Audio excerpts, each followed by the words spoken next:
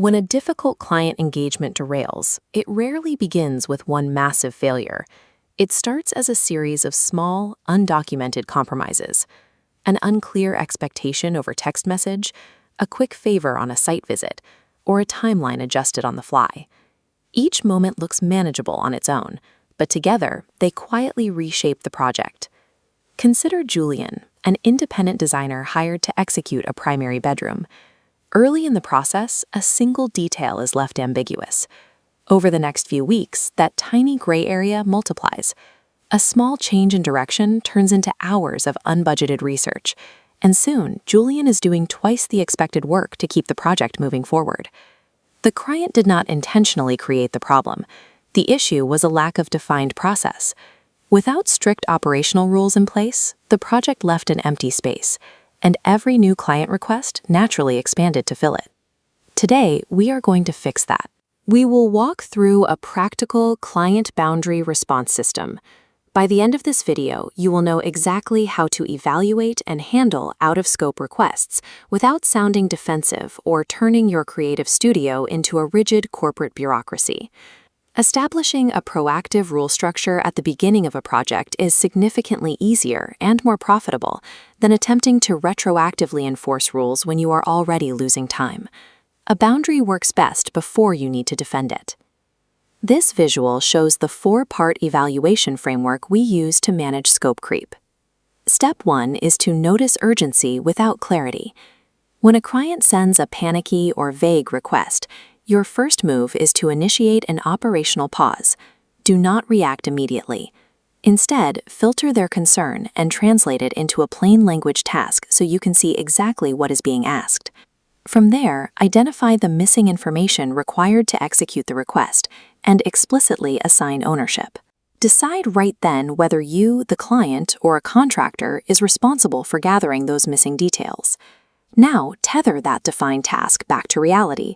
Connect it directly to your original project scope, your fee structure, or your timeline. This moves the issue out of the realm of feelings and into the realm of facts.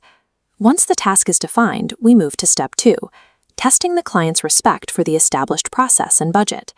This split-screen diagram illustrates how to communicate rules. Instead of hiding behind a generic phrase like, "This is our company policy," you must explain the consequence. Show them exactly how the new request pushes the timeline backward or increases the total budget. Provide the client with concrete choices.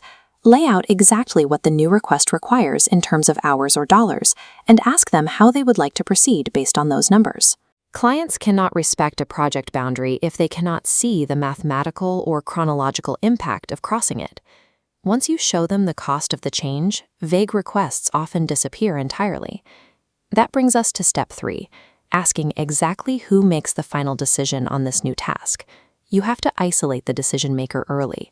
If you do not clarify who is signing off on this change, secondary stakeholders, like a spouse, a friend, or a contractor, will eventually enter the approval process late and derail the design you have already built. Finally, we reach step 4, declining the request when the risk pattern outweighs the opportunity.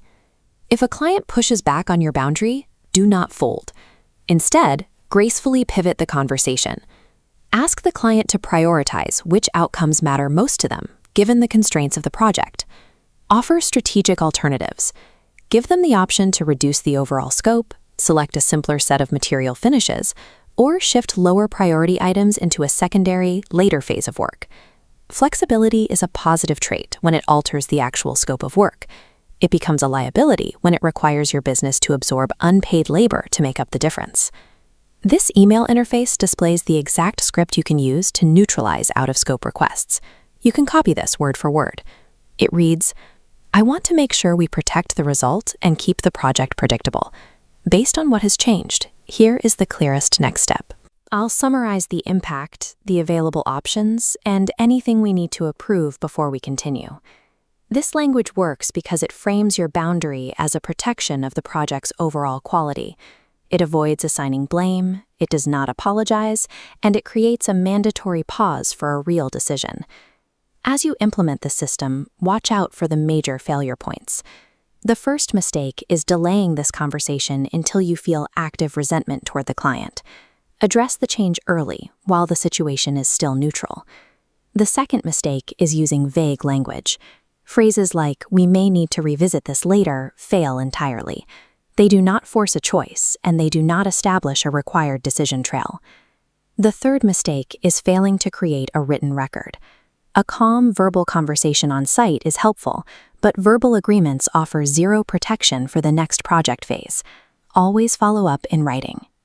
And the fourth mistake is blindly copying another design studio's process.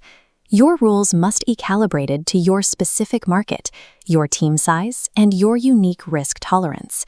Keep in mind, even a perfectly written script will fail if it is delivered with weeks of accumulated frustration, or if it lacks a documented paper trail to back it up.